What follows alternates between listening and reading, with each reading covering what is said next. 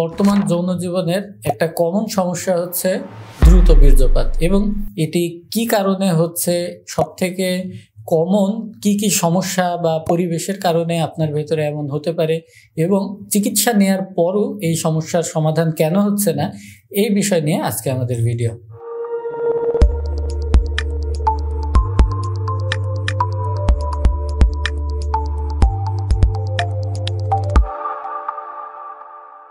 আমাদের বর্তমান সমাজে যে একটা সবকিছু দ্রুত পেতে হবে, সব দিককার চতুর্মুখী চাপের ভেতরে থাকতে হবে এবং স্টিমুলেশনের কোনো অভাব নেই, এ কারণে কিন্তু আমাদের মস্তিষ্ক সবসময়ই একটা মানসিক চাপের ভেতরে থাকে।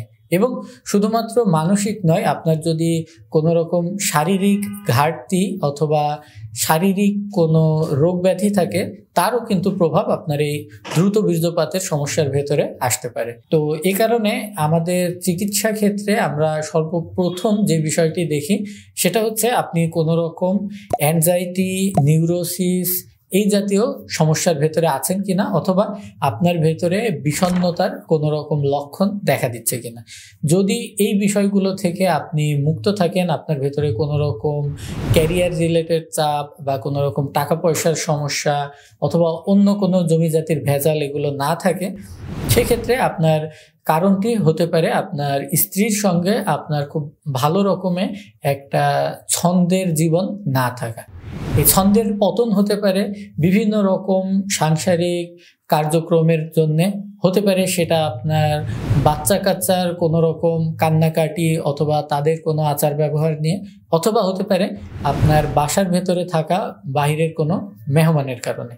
কারণ যেটাই হোক না কেন, যদি আপনার সহবাসের পরিবেশটা ঠিক না থাকে, যদি আপনি নিরিবিলি একটা পরিবেশে না থাকেন, তাহলে কিন্তু আপনার এই সময়ের সমস্যাটা দেখা দিতে পারে। এবং যদি আপনার কোনো রকম এই জাতীয় এক্সটার্নাল ফ্যাক্টরের কারণে সমস্যা হয়, সেটা কিন্তু অধিকাংশ ক্ষেত্রেই দেখা যায় এই ওষুধপত্র খাওয়া বা প্রাথমিক যে বিভিন্ন রাস্তাঘাটের মেডিসিন নেওয়া, এগুলোতে আপনার সমস্যার সমাধানটা কিন্তু আপনি পাবেন না।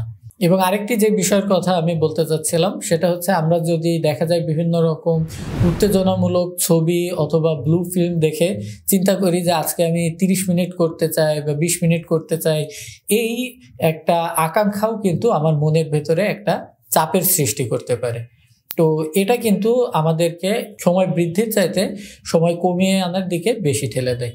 এবং অনেক সময় দেখা যায় যে আমরা সহবাসটাকে শুধুমাত্র এক পক্ষের কার্যক্রম মনে করি, অর্থাৎ আমার যে স্ত্রী রয়েছে তার মন মানসিকতা কেমন, তার কোনো রকম শারীরিক অসুস্থতা আছে কিনা, অথবা তার আজকে মেলামেশার প্রতি মৌন সম্মতি এবং শারীরিক রেসপন্স আছে কিনা, এই জিনিসগুলো কিন্তু আমরা লক্ষ্য করতে চাই না।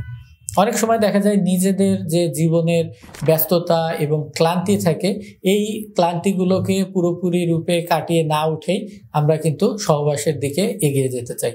তো এই জাতীয় সকল ফ্যাক্টরগুলোই কিন্তু আমাদের মনের ভেতরে একটা নেগেটিভ ইফেক্ট ফেলে। এবং একবার যদি কেউ সময় কম পায়, তখন কিন্তু পরবর্তীবারে সহবাস করতে গেলে আগের বারের ভয়টা তার ভেতরে থেকে যায় যে হয়তো সে এবারও সময় কম পাবে। তো এই যে একটা ভয়, এটা কিন্তু একটা ভিশিয়াস সাইকেল, অর্থাৎ এটা আস্তে আস্তে আপনার সময়ের পরিমাণকে আরো কমিয়ে ফেলতে পারে। তো এই কারণে আপনারা মাথায় রাখবেন যে প্রতি 4 বার সহবাস করলে তার ভেতর একবার দ্রুত বীর্যপাত কিন্তু একটা সুস্থ স্বাভাবিক মানুষের ক্ষেত্রেও হতে পারে।